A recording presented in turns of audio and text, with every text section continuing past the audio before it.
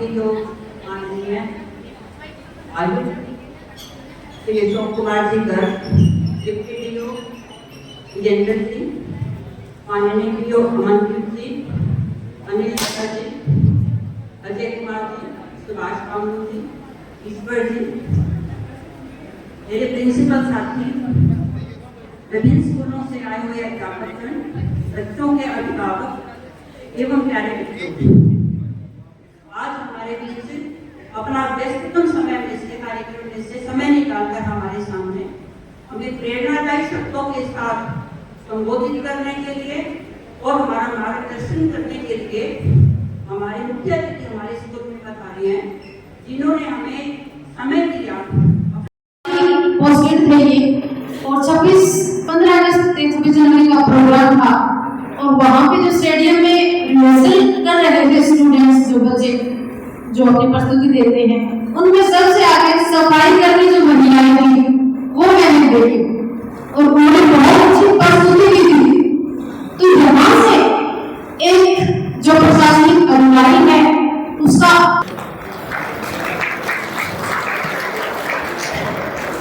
आदर सम्मान दिया हो अशोक गर्ग कमिश्नर इंचार्ज माननीय विजेंद्र डिप्टी डीओ, मेरे साथी खंड शिक्षा अधिकारी अमनदीप जी, अजय बिश्नोई जी, अनिल नेहरा जी, बाबू साहब, बाकी प्रधानाचार्य, अध्यापक साथी, गांव से आए हुए एसएमसी के सदस्यगण और प्यारे बच्चों, आज बालिका सम्मान समारोह ये एक विशेष हमारे पास में जो है ये कलर है, गुरु वंदना कलर आनंद के अंदर बहुत ही अच्छा काम ये कर रहा है। Every woman who awakens courage within herself is Durga. Every woman who awakens transformation within herself is Kali. Every woman who awakens devotion within herself is Parvati. Every woman who awakens nurturing within herself is Annapurna. And every woman who awakens the Shiva within herself is Shakti. A golden and cheerful morning, esteemed dignitaries, scholarly educationists, and stellar spectators. With all my affable greetings, I, Sunil S.J., working at GP Kawadi, extend a sincere thanks to Visionary Team Varna for inviting me on this great event of Balika Samman Samaroh 2025. Being a female, a daughter, a mother, it is truly an honor for me to speak on such a subject that defines not only our present but shapes our future also. And the topic is Beyond Boundaries, the empowered Indian women. I'm going to speak about that. We all know that 21st century's Indian women is confident, independent and unstoppable. It is absolutely true to say, give her wings and the nation sings. When she leads with grace, the nation will release.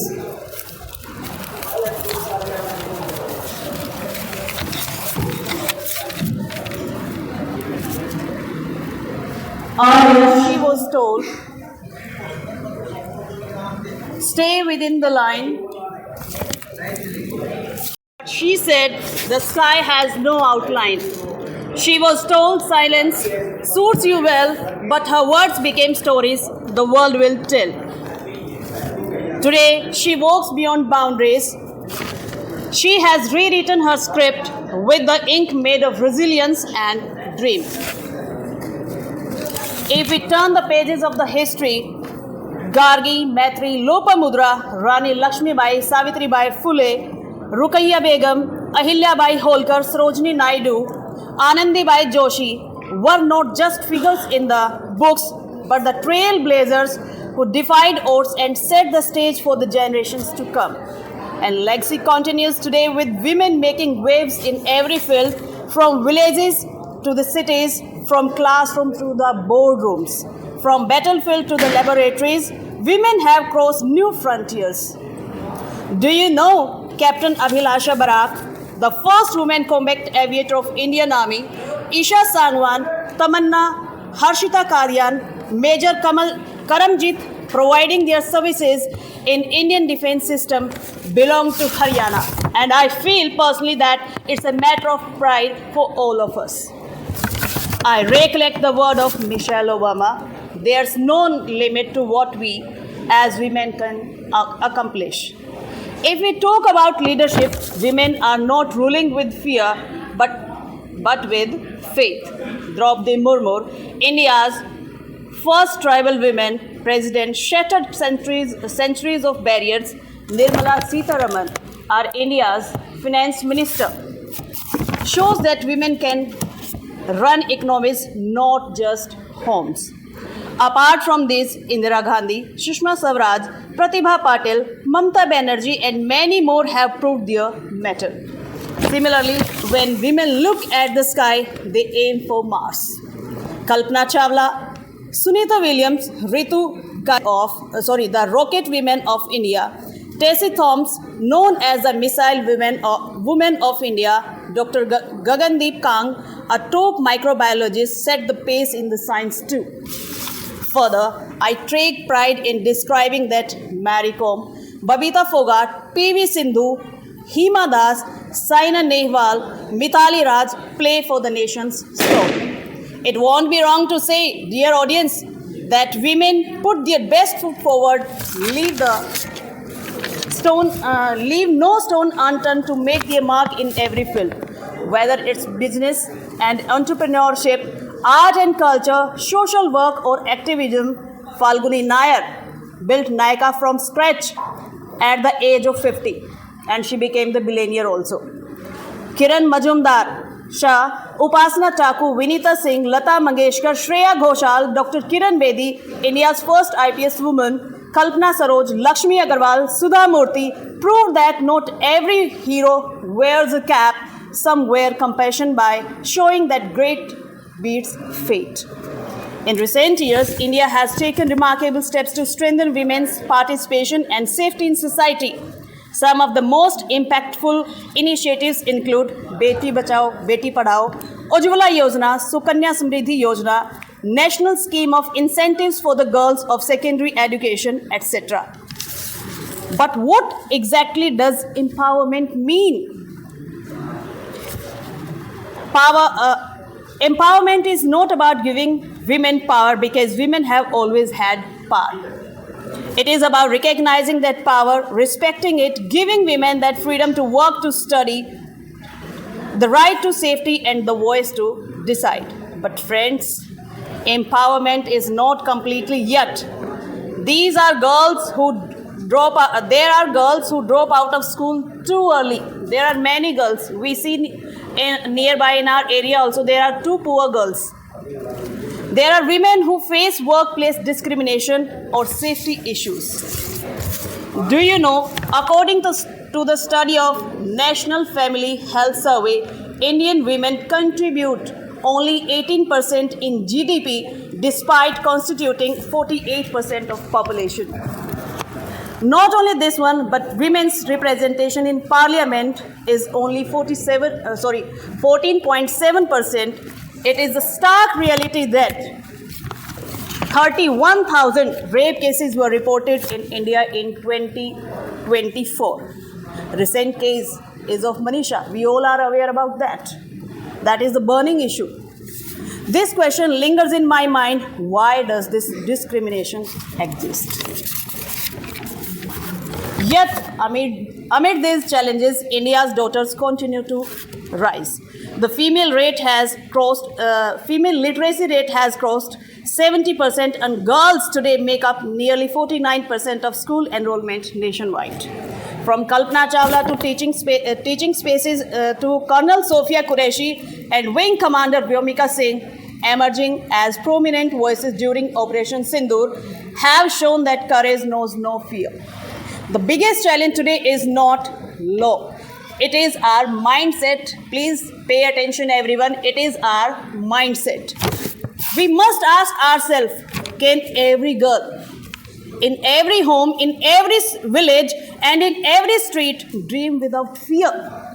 If the answer is yes, then women are fully empowered. But unfortunately, the answer is no. And that is why gathering like this, Balika Samman Samaro, holds so much importance.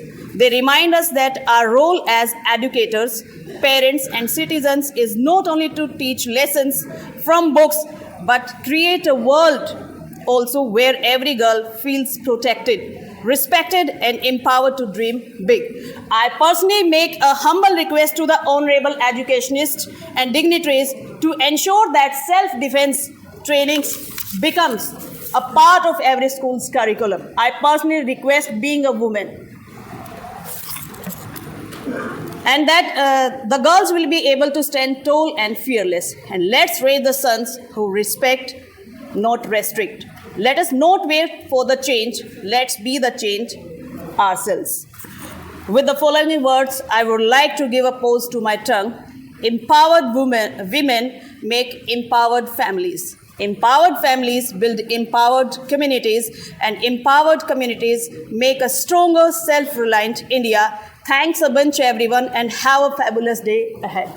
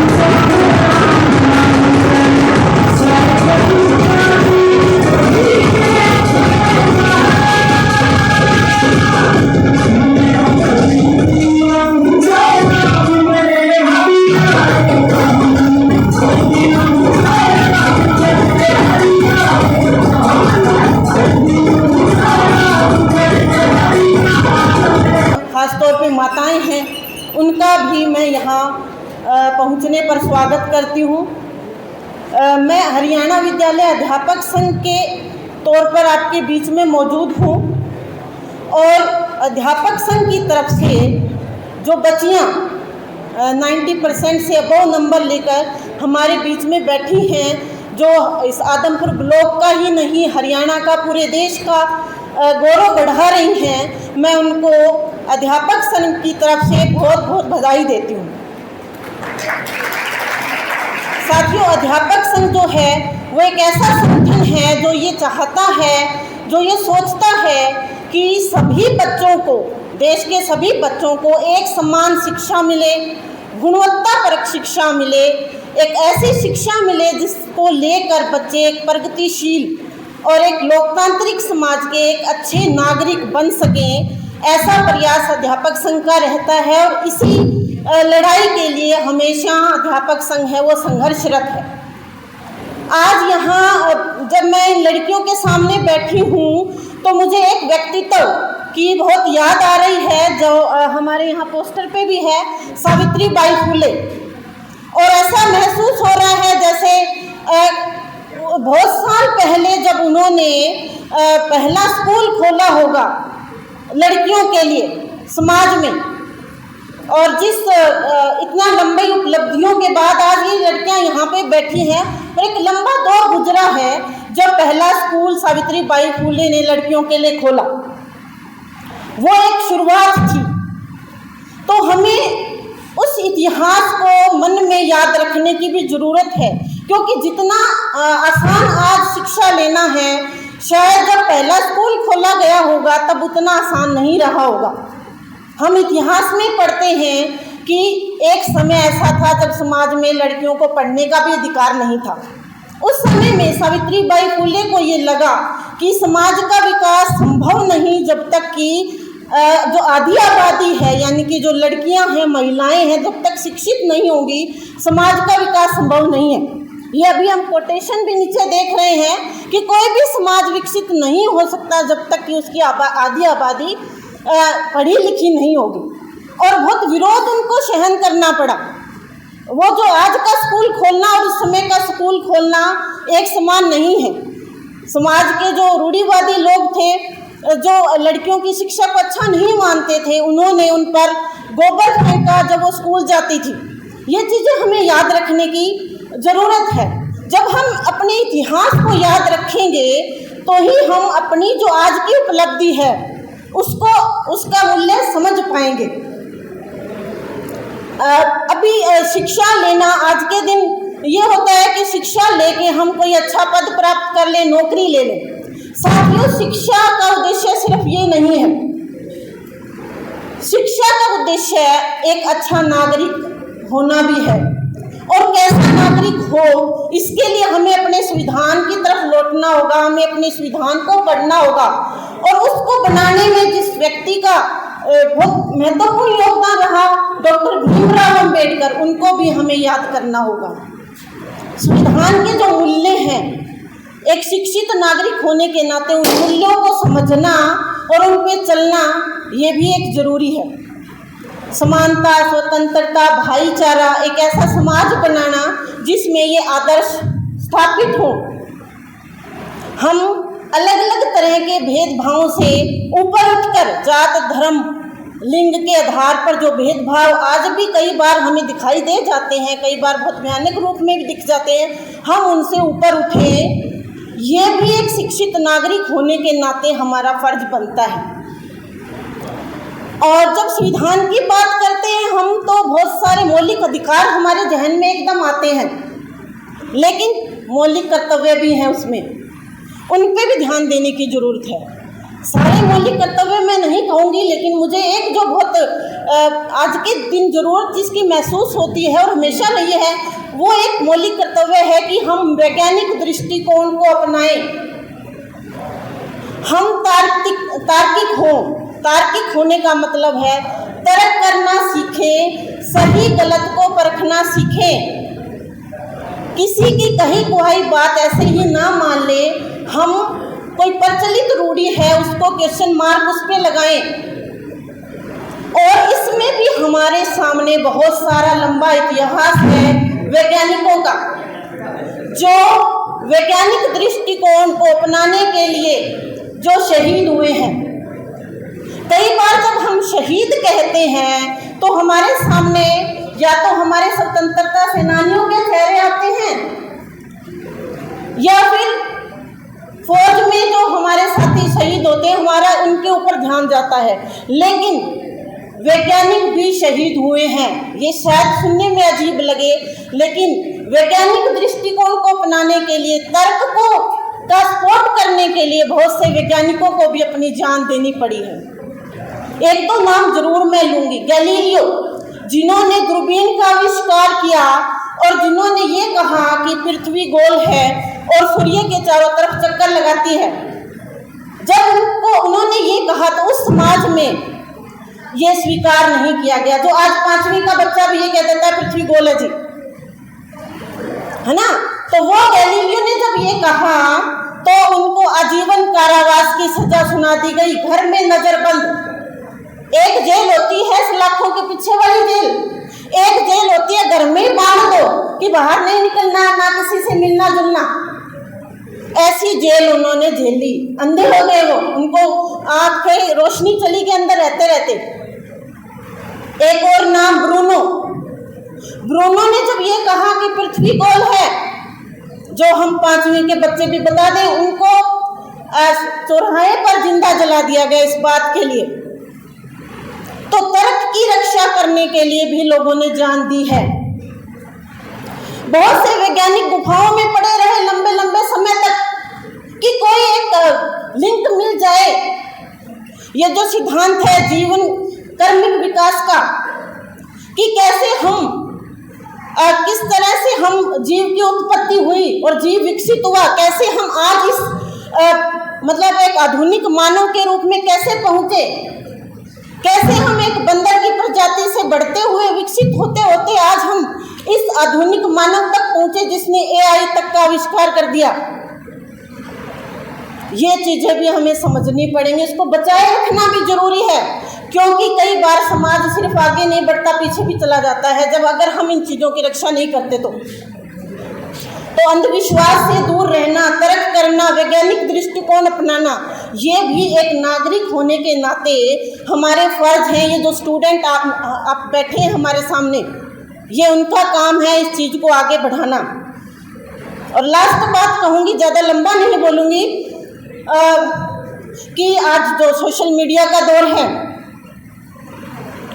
और इसीलिए तर्क जरूरी है। मैं ये कह रही हूँ कि सोशल मीडिया पर आप बहुत सक्रिय रहते हैं, लेकिन उसको छांटना भी जरूरी है कि कोई भी चीज़ आगे उसको ऐसे ही नहीं मान लेना कि कुछ भी आगे उसको आगे सरका देते हैं, हम शेयर कर देते हैं अच्छी लगती ही बात। कई बार अच्छी लगने वाली बात भी अच्छी नहीं होती, तो पहले हमारा फर्ज बनता है कि उसको छान लें कि ठीक भी है कि नहीं, कि वैसे ही सरका दिया। ये भी आज की जो युवा पीढ़ी है उसका फर्ज बनता है। हालांकि आप बहुत समझदार हो, हम कहीं आपके सामने टिकते नहीं, आप बड़े ऐप डाउनलोड करना और ये बहुत आता है आपको। मेरी बेटी भी है +2 में, एक बात कह के अपनी बात ख़त्म करूँगी। तो मैंने भी उसको थोड़ा बताने की कोशिश की कि बेटा थोड़ा समझदार बंदे ही ऐसे बच सकते हैं इन चीज़ों से, आज जो प्रलोभन है और हैं। तो उसने मेरे बोलते ही कहा मैं समझदार हूँ तो उसका मुझे अच्छा लगा कि चलो समझदार है तो अच्छा है, लेकिन थोड़ा ध्यान रखने की इन चीज़ों की ज़रूरत है। ये कुछ बातें आप ध्यान रखेंगे। एक बार फिर से बेटा आप सबको बहुत बहुत बधाई, लड़कियों को जो विपरीत परिस्थितियों के बावजूद आगे बढ़ रही हैं, बहुत बहुत बधाई। हरियाणा विद्यालय अध्यापक संघ की तरफ से भी, एक महिला होने के नाते भी, एक शिक्षिका होने के नाते भी आप सबको बहुत बहुत बधाई। धन्यवाद। बहुत शुक्रिया मैम। अंग्रेज किसी भी टाइम पे हमारे देश में 20,000 से फालतू नहीं रहे। अंग्रेजों की टोटल संख्या 20,000 से ज़्यादा कभी नहीं रही। और हमारी आबादी कितनी थी जब देश आज़ाद हुआ? उस टाइम हम 35 करोड़ थे। तो 20,000 ने 35 करोड़ लोगों को गुलाम बना रखा।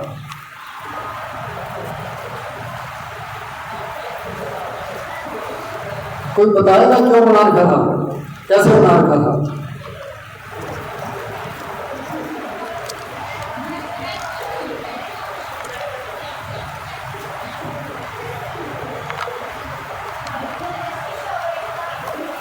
है बेटा, कोई नहीं, शाबाश, खड़े हो गए। भारतीयों में शिक्षा और एकता नहीं सही है। शिक्षा से क्या मतलब है?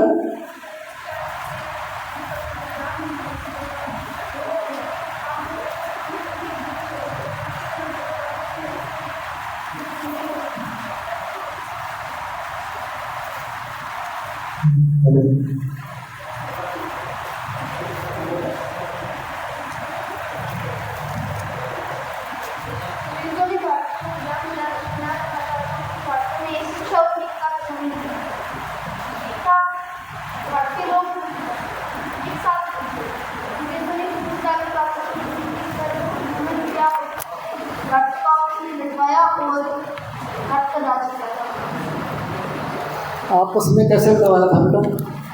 तो वो किसी एक राजा का साथ देते और दूसरे राजा को अन्य राजा के खिलाफ भड़काते थे। राजाओं को लड़ाया और जनता को भी लड़ाया था। राजा जनता खिलाफ नहीं, सही कह रहे हो, बढ़िया है। और बताओ, शाबाश, अच्छी बात है, बहुत बढ़िया। दोनों बातें सही हैं।